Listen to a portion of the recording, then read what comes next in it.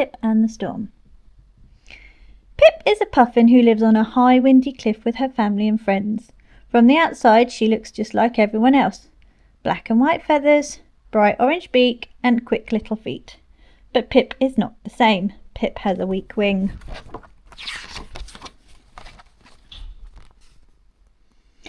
It doesn't work quite like it should, and she cannot fly as high or as far as the other puffins.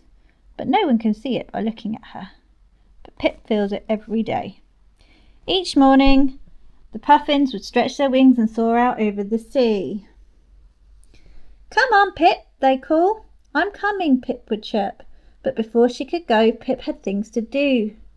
She rests carefully to store her energy. She stretched her wing with her special exercises. Then, flap, flap, flap, off she went. Not as fast, not as far, but always on her way.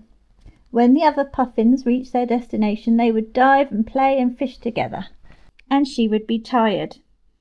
So while the others played, Pip rested, and sometimes Pip had to stop along the way. At first, Pip didn't like stopping. "I wish I could fly like everyone else," she sighed one day, landing gently on a quiet rock.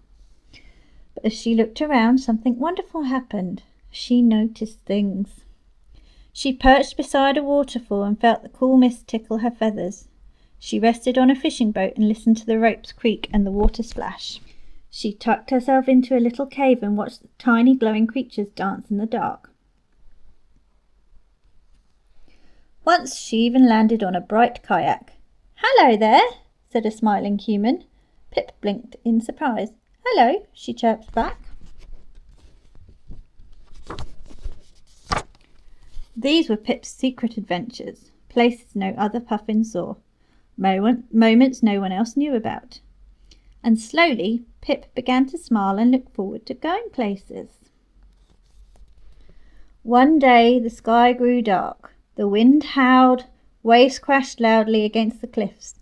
A great storm was coming. "Stay close," called the elder puffins. "Fly together." The puffins took off, flapping hard against the wind. Pip followed, but the wind pushed and pulled at her weaker wing.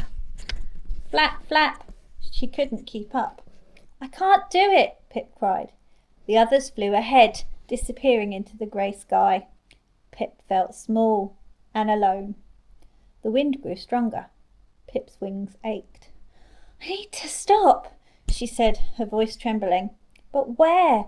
The sea below was wild, the cliffs were far. Everything looked different in the storm.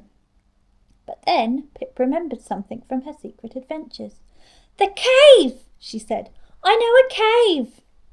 With all her strength, Pip flew towards where she remembered the rocky opening on the cliffside.